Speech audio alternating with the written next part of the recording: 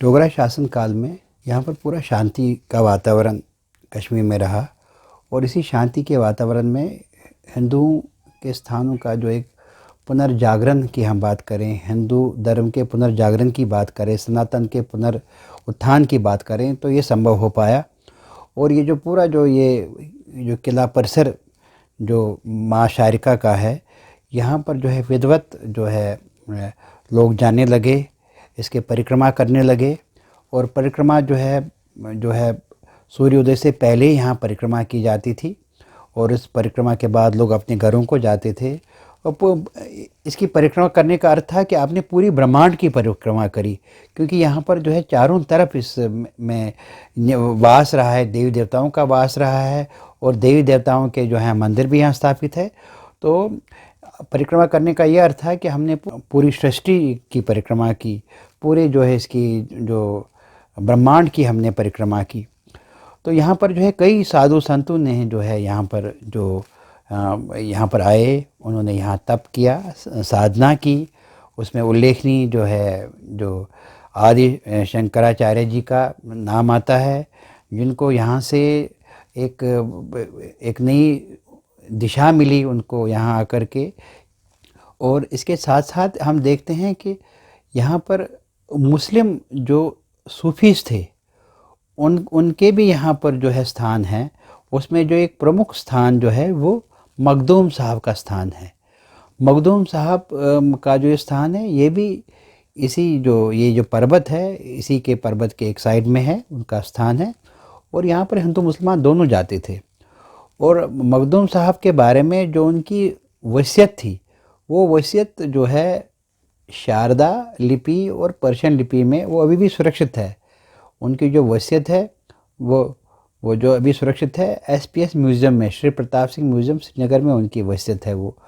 जब हम देखते हैं कि जो सूफ़ी संत रहे हैं तो ये अधिकांश जो है वो हिंदू धर्म से ही संबंधित थे ये। और उन्होंने जो है आपसी सौहार्द और भाईचारे की बात समय समय पर करी कश्मीर में, लेकिन इसमें सब विफल रहे हैं अब तक। अब आप देखिए कि 1990 के दशक में जो एक भाईचारा जो था सब तहस नहस हो गया और जो पड़ोसियों ने ही पड़ोसी को मारा और हिंदुओं को विवश होकर के अपनी जन्मभूमि को छोड़ना पड़ा। ये भी एक सत्य है, ये भी एक कटु सत्य है। और ये सच जानना हिंदुओं के लिए बहुत आवश्यक है।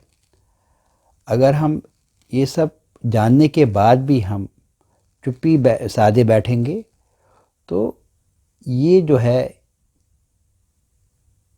ये हिंदू धर्म के लिए विनाश का ही कारण बनेगा। हमने अफगानिस्तान खो दिया, हमने पाकिस्तान खो दिया और उसके बाद कश्मीर में जो है पिछले 35 वर्षों से जो पलायन हुआ उसको हम रोक नहीं पाए। एक भी हिंदू वापस अपने स्थान पर, अपने निवास स्थान पर नहीं जा पा रहा है। और अब कई वर्षों से तो हम ये भी देख रहे हैं कि टारगेट किलिंग हो रही है, जिससे वो यहाँ ना आ सके, अपनी जन्मभूमि में ना आ सके। तो ऐसे षड्यंत्र जो हो रहे हैं, इन षड्यंत्रों से पूरे देश को जागरूक होने की आवश्यकता है।